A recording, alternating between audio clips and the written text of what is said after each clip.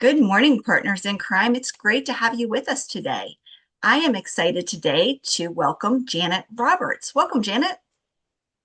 Thank you. Good morning. I'm happy to be here. It's great to see you. Now, Janet Roberts writes character-driven contemporary fiction set wholly or partially in Western PA, where her roots run deep. She lives in Pittsburgh, Pennsylvania, where Frick Park is her favorite place to hike. She loves to travel, wandering through bookstores in other countries. So lucky. Um, she also likes to read on her porch swing and share a bottle of wine with friends. She's a former global leader in cybersecurity education and awareness with over a decade of experience. Now, Janet's readers know to expect a female character who awakens to the discovery of her own inner strength while facing some adversity. Her award-winning novel that we're here to talk about today is What Lies We Keep, and it combines cybersecurity with domestic suspense. I'm so excited. So, can you tell us a little bit about What Lies We Keep? So what lies we keep to me is a story at its core about a marriage in trouble. And it's in trouble because the husband is a bit obsessed with titles, and he doesn't feel like he can validate his worth in a way unless he moves forward at work, unless he gets a title and he gets kudos, and he makes more money, and he's a little over the top with his desire to do that. He comes from a Montana ranch where his brother loves the land and loves to live there, and he's busy running away from his roots all the time. And Charlotte is a bit the opposite. She'd love to go live out in Montana. She went to school there and got an arts degree, and she's a freelance writer, but she has a bunch of part-time jobs and a small child to take care of. And she feels like she can't quite figure out what her career should be. So she's the opposite of him. He knows what his career is, and he's driving it really hard to the point where he's a little losing sense of his priorities in a big way.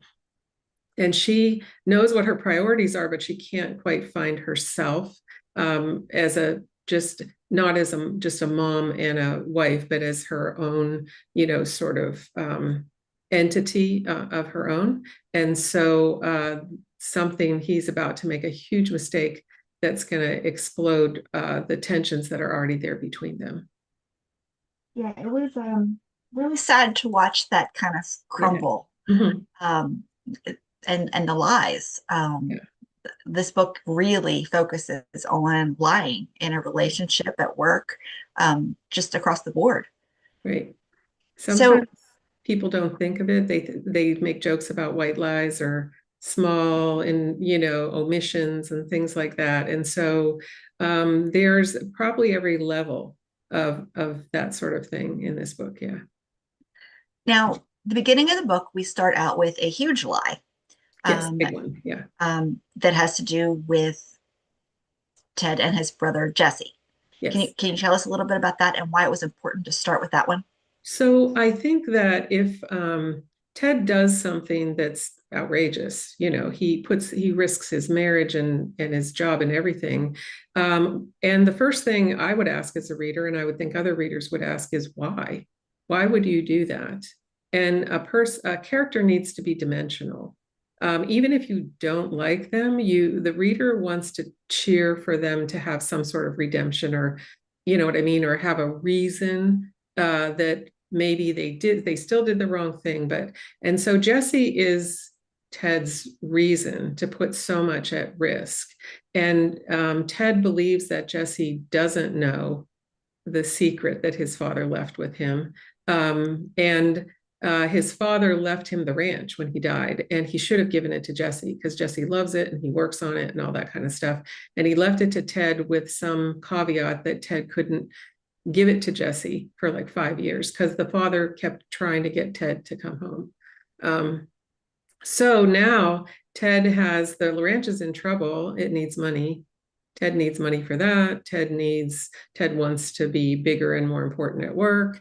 Ted starts to mix all these problems, and he thinks that he's found a solution, and that he's a little cocky about what he thinks he can get away with. Let's put that. He was. Yeah, His whole personality yeah, is how can I how can I prove to others that I am worth more? yeah. He thinks he Um, knows enough that he's not naive, but he is very naive. I mean, yeah. yeah. Yeah. Now, in the other spectrum, can you tell us why indecisiveness is so important to Charlotte's character? Yeah, you know, in most of my female characters, I find, except in Hollywood, women don't just appear and ring the bell at Wall Street. You know, they have their journey of insecurities or things they're trying to solve, or indecisiveness, or trying to make their way in whatever path it is that they see for themselves, not that their family or, you know, their husband or people around them see for them. And so Charlotte, I think, is relatable to most women. Now, I will tell you, in a couple of book clubs that I spoke to, the women in their early 30s got that, because that's where they are. They're right where Charlotte is. You know, maybe they have a job they like, but they're still trying to work out how to have work-life balance and all these different things. And some of the women in my age bracket have forgotten that part of their life. So they're like, Charlotte is so annoying and she just can't, you know, make a decision and get it together. And I don't, you know, I like to listen to that, because I do find that then other women that age will say, well, wait a minute, when I was her age, I couldn't, Right. you know, I was just really changing jobs a lot, or I was trying to, you know, figure out how to do X, Y, and Z. And so I find I do this sort of thing with a lot of female characters because I want people to relate to them. And I'll probably have to figure out writing one in my own age bracket now to see how that goes. But yeah. Yeah, I found her very genuine. She was a very relatable person. Because yeah, I mean, there's that constant struggle Mhm. during that time period of your life of, do I do what I have to do? Do I do what I want to Right, do? right, right. What are my priorities? Yeah. And are you my know, friends, look at my friend, she's got this big job, or look at my other friend who has a great relationship with her mom and I can't figure that out, or, you know, things like that. And so I pulled a lot of those for Charlotte because he thinks he's very decisive and he's very naive, and she's more cautious but indecisive. But I think she's a little bit like the tortoise and the hare in the old Aesop's fable. You know, he just runs right out there, you know, bashes into some things. She's slower to figure it out, but she, you know, when she gets there, she's a little more solid. Yeah. yeah, yeah, I agree. Now, we start at the beginning of the book with Charlotte having two very good friends. Yes. Can you tell us? I mean, they're complete opposites. Yes, they are. Can you tell us um, why this is important? So I hope that readers, you know, relate to this in some ways. So everybody has friends that they've had since childhood, maybe since kindergarten or first grade, or, you know, going way back to the seventh grade.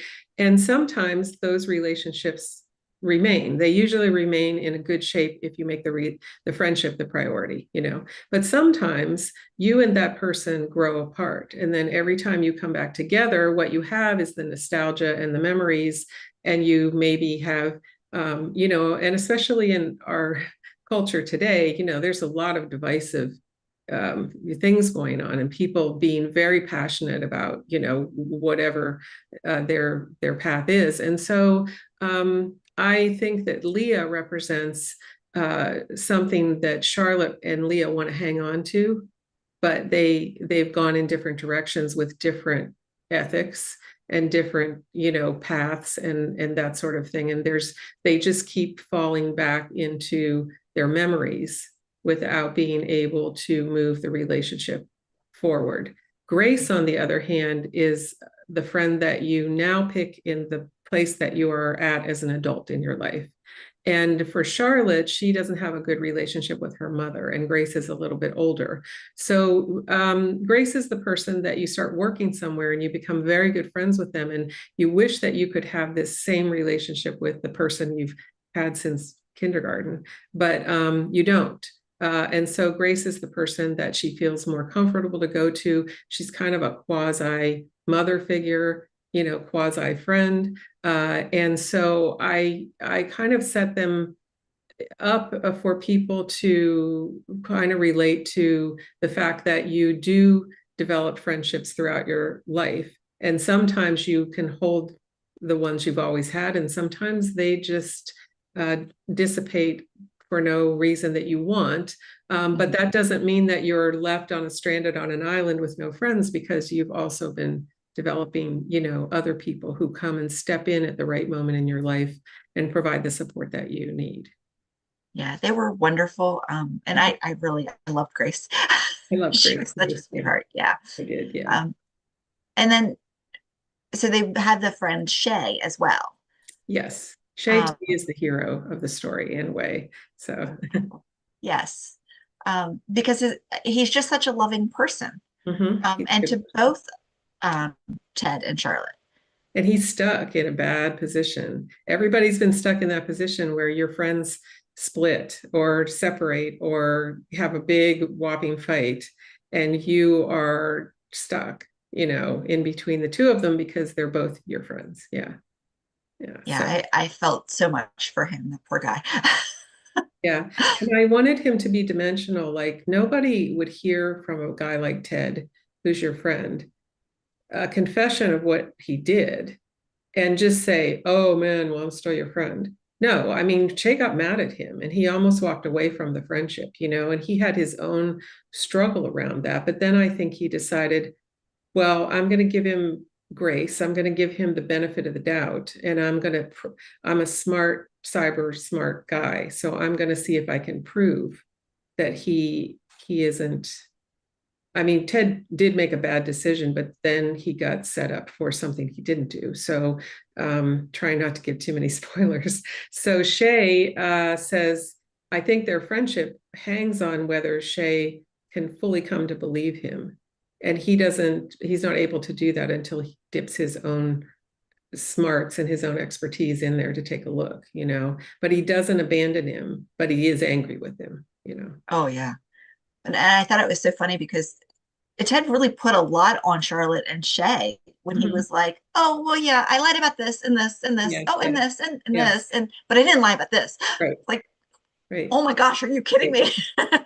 So then the book asks the question, what happens when you value the life you think you want to have, like a big title and whatever, instead of what you already have, which was a best friend and a wonderful wife and, an average middle management job, and you were okay, with where you were at. And also, how do you earn back trust when you've been that flippant and stupid, really foolish? Yeah. And you deal with that like as a friend and as a husband and wife, but you also deal with that in Charlotte's relationship with her mother, Yeah. and trying to fix the trust issue. Right. And that is another heartfelt journey that Charlotte has to go through and decide what's important. Right.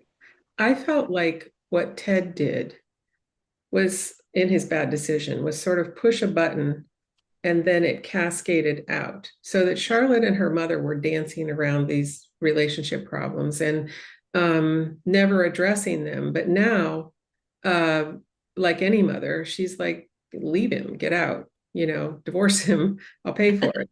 And they start to have an argument that unveils another secret and that her mother has, and also starts to force them to repair the relationship because Charlotte also doesn't have a high paying job and she needs some monetary help from her mother. And so as he pushes this button, it challenges friendships with Shay.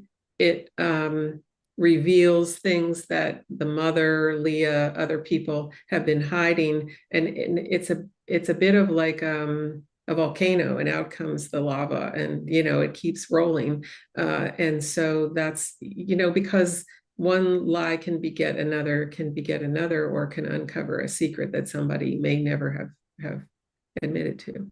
Oh, and everybody's secrets he I just know everybody completely. has one. I know. I don't know if I have a secret, but I figure in my books, why not? Now, I've heard several of our readers mention that your settings are so immersive. Oh. Um, can you tell us a little bit about that and how you manage to make the readers just feel like they're there? I would love to talk about that. That's one of my favorite things. So, I had a big job as cybersecurity awareness. I ran a multinational global program. And so I traveled, for work. And then I like to travel when I can afford it on my own. But I always took a small, like soft booklet instead of running around with a laptop. And just I would just write scenes of things like me coming out, riding the tube in London, or, all kinds of different things like that. So I had a habit of doing that. And then when writing, go back through them if something worked. So regarding this book, initially when I started writing it, I was living and working in Illinois. And in 2019, I said to my boss, I can't live here. I'm a Western Pennsylvania girl. I'm ready. I kind of want to go home. And he was cool. He said, yeah, that's okay. You can work from home. You can go. So I came to Pittsburgh. I'm from Erie and Pittsburgh, both. So anyway, I started right away to go to like the Abbey, which I really love, and to go to second floor at the Fairmont, which I love also for the views and everything. And Frick Park is near my home. So in COVID came. So now you can't really go out to too many places to do research, but I would walk, and I worked from home. So I was stuck kind of inside a lot for that and COVID. So I would walk through Frick Park all the time, and I started to memorize the trails and, that sort of thing for the most part. And I used that. As far as Montana goes, my nephew used to be a director of golf in Jackson Hole, Wyoming, and I would go stay with him, and he told me there was a writers' conference there. I think it was 2017 or 2018, and so I went and stayed with him. Went to the writers' conference, and I had bugged him every so often to teach me fly fishing, and he was less. The 20-some-year-old guy is less than enthusiastic about teaching his middle-aged aunt how to fly fish.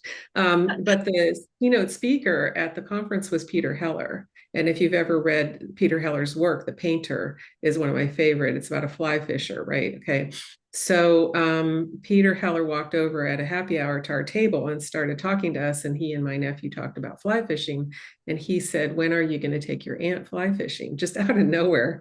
And my nephew said, tomorrow. And I thought, tomorrow? I have workshops, I have writers' workshops, but I went. And I had to wear his oversized clothes, and I got a temporary license, and we went out on the elk reserve in Jackson Hole. And it was the most magical, amazing experience for me. And I came back and wrote the whole experience thinking I would never use it.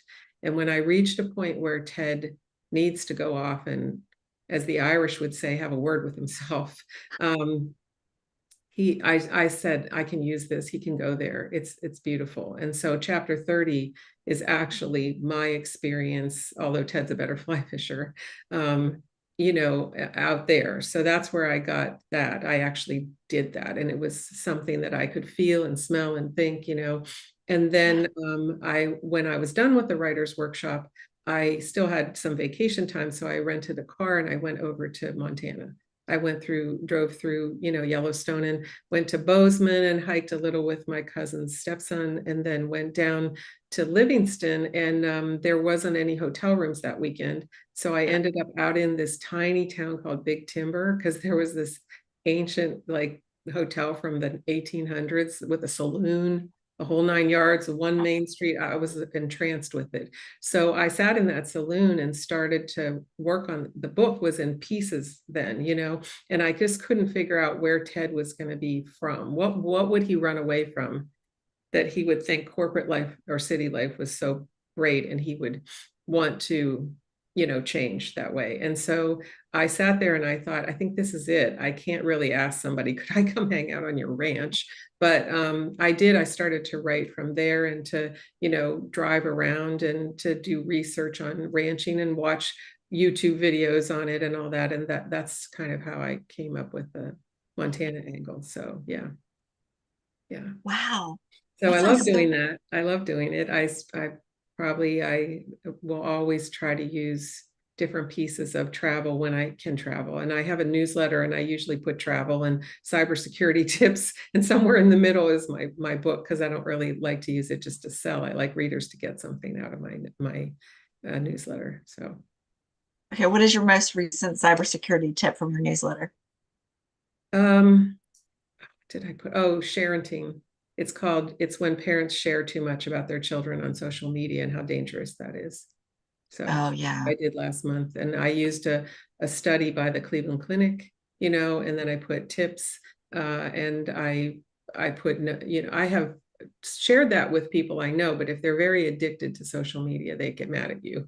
This is what I've learned. But it is dangerous. I mean, there's, to do that. So yeah. So I did that, and I gave recommendations of what you should do instead of putting it out on social Yeah. media. You should have you can make a closed private album on Apple or whatever, Mhm. and invite your friends and family, and put up pictures and videos, and that's, The people you trust. yeah, exactly. Yeah. Yeah, especially like when you're traveling. I've noticed a lot of people share, hey, we're going to so and so That's these my dates. So my biggest tip I could give is don't post your vacation photos till you come home. That's the same as saying, "Hey, criminals, I'm not home right now. You want to break in? You want to steal something? You want to, yeah, just don't do it." Yeah. Oh yeah.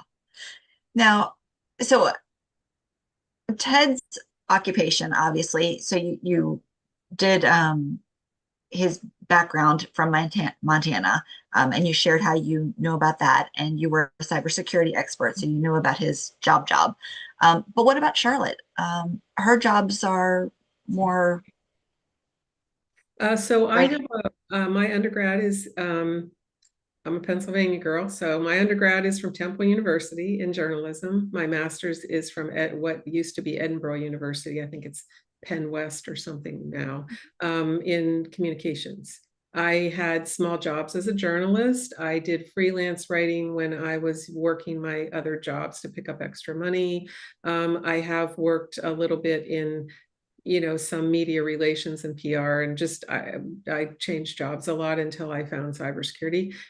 So I could piece together, little things for Charlotte and just decide what would her beat be. She likes art. She has an art degree, and so Yeah. and to work in development at a museum and that sort of thing. So that's where I got mostly, the pieces for Charlotte. And for Ted, obviously, I was standing next to people who are so much smarter than me and so much better in cyber. And periodically, I would ask a question.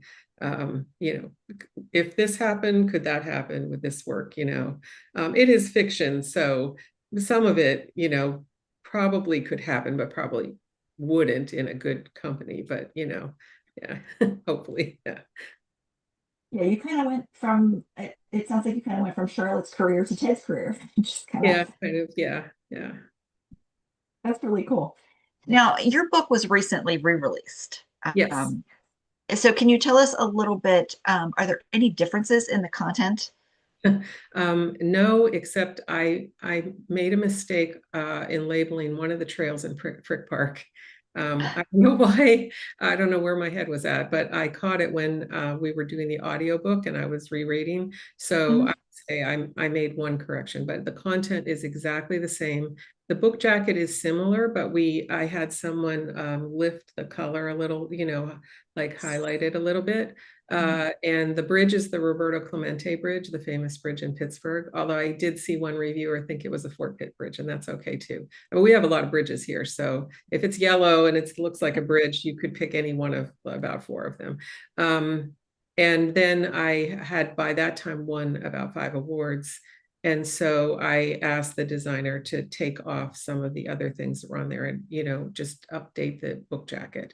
So those are the only things that changed. I just found that I was with a very small press out of Wisconsin, very nice people. But it was a hybrid deal, so it's expensive, and they don't really help a lot with marketing, little bit of sharing and that. And I couldn't, it's uploaded onto the press's platform in any situation. So I couldn't see Kindle sales. I couldn't see page reads, all these sorts of things. And this is me. This is going to be on me. I ran big, massive programs. So the control part of me was saying, maybe I want to take this back because my contract was going to be up. Because I'm working on a sequel, I decided that I would take the book back and republish it. And then that way I could reach other readers like on Kindle Unlimited and whatnot that I hadn't been reaching before. And also then be able to offer like a box set and things when the sequel is ready to come Oh, out. that's so exciting. Can you tell us about the sequel? I can tell you a little bit about the sequel. Yeah. I actually don't write sequels. So this was book clubs that I talked to who kept saying, okay, you got to write a sequel. Like I can't just leave it there. And so then shockingly to me, they all wanted to know what happened to Leah, who is, I can't give any spoilers, but I was surprised.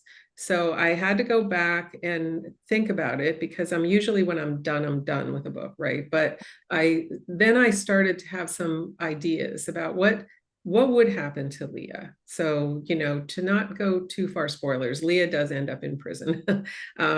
And so what happens when someone comes out and they need a job, they had a big career, everything they've blown, a lot of things. And so I've been doing research in podcasting. I've been doing more research on Montana. I'm going to have to go back there and spend some time. And so I think we're going to have this from the point of view of Leah and Charlotte. And can they not just repair their friendship, but find a new path in a way? And can Leah find redemption? Can people forgive her? Can she make a new life that is better, ethical, cleaner? And what happens? And there's going to be a love interest for Leah that's kind of good. And there's going to be, I've been doing research on wildfires, all kinds of stuff. So I have all kinds of interesting stuff that I'm going to try to put in there, but I'm only 7 rough draft chapters into it right now. So I've had to do a lot of marketing work for the republish. And I have another book that I finished that I have to decide whether I'm publishing or what I'm doing with it. So yeah. Is So that something you can share? hmm? Is that something you can share? Oh, sure, I can share that. Right now, I don't have a title for it. Okay. Or I did, but I'm not good at titles. So I'm trying to get some people, some beta readers to give me some ideas about titles, but it's something different for me a little bit. So that I still have a strong female character. I call her a shero.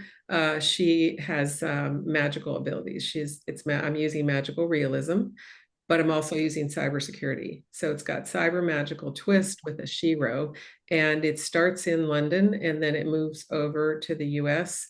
And she has to learn how to use her magic and embrace it. She has a stalker, and she's going to have to try to win her life back from this guy and face him. At the same time, she has a brother who's a white hat hacker. So I'm going to be using white hat hacking, deep fake, magical realism, and a fast-paced moving. And I think I may publish it myself in 2026 because I've been trying to get an agent and I'm not getting any responses. And when you use cybersecurity in your work, you can't be sitting around for 2 years, waiting for somebody to discover you. So I think that's probably going to happen once I can figure out a good title. So I'm trying to get some help from some other writers with that. Well, this sounds fascinating. Yeah, it's a pretty hot, different, it was fun. It was very fun for me to write, and it was new and different for me.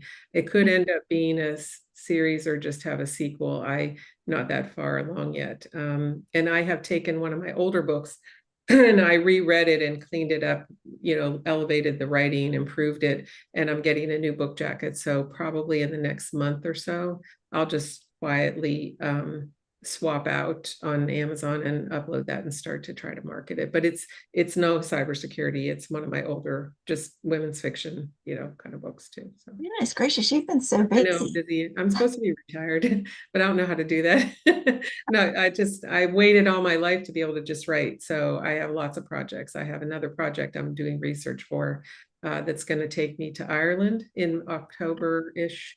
And I went to a winery in that my nephew has in Virginia and interviewed him all about using wineries. So I'm thinking it's going to be like half and half in a winery in Virginia. And I may be the only one that I don't put in Western Pennsylvania. I haven't decided that yet, but you know. Wow, that sounds like fun. Yeah, And especially your research, you get to yeah, the travel. research is fun. Yeah, yeah. So it's Cool. it takes a long time to make a book though. Once you make it, you have to have beta readers, you have to go through developmental edits and all that sort of thing. So it's a little, I think it's as expensive as golf, I'm pretty sure at this point, since my brother's golf and it looks like an expensive sport. So this is my expensive sport. So do you have time to get out and talk to your readers, like at events or book club? I love doing that. So I'll be at Book Club Pittsburgh on September 17th. I think it's at the Whitehall Library. They've been promoting it a lot on Instagram and Facebook because they read my book. So I do on Zoom, any book club that reads my book, I have a promise that I will show up in person if that's reasonable, or on Zoom if it's not. So I just did a book club in Florida on Zoom or FaceTime, and I have done one in Erie on FaceTime because it was February, and that's not the place. You're familiar with Erie. It's not where it's not the month to be driving there. And then I'm also, I believe I applied to be at the Beaver County Book Fest. And I know that there's a Scribble House Lit Fest pop-up in November 14th or 16th in Pittsburgh, that I'm going to be at that as well. And so those are fun. I mean, I sell books, but I get to talk to readers and, hear what and I love the book clubs because I like to see how they thought about the book. And sometimes it's not what I was thinking at all when I wrote it, but it's so interesting for me to hear from them, what they're curious about or what they liked or didn't like. Yeah. Oh, wow. And do you share your events on your social media? I do share them on my Okay. social media. I try to help promote, and they should be on my website, but that's on me. I have to go check and see if I've updated it to the point where they're all there. But you can follow me at Janet Roberts 77 on Instagram, and I'll Mhm. normally either share the promotion from the others or I'll put it up there. I try not to do that until a week or two before because then it gets lost. And I do have Facebook. I have kept my Facebook where I have to let you in, confirm, just because it started out as a personal family thing, and now I've opened it up to more people. But even on Instagram, this is going to be just me, and at Facebook, I'm really careful. If I think it's a bot or I think it's a scammer, then you're going to get blocked. So I'm sure Facebook thinks this girl blocks, but I know what the indications are sometimes, and so I try to be a little careful there. But I do put them up, and I am on LinkedIn. I put things up on LinkedIn. I have a big following there from my work before I retired, so I put them up there too. Wow, excellent. So everybody, you need to check out Janet Roberts and visit one of her events because she is insanely busy. And don't miss What Lies We Keep because I can promise you it's a great read. Thank you. I appreciate that. Absolutely. So, and thank you. And we will talk to you later, Janet. Thank you for joining Partners in Crime. This has been great. Lots of fun.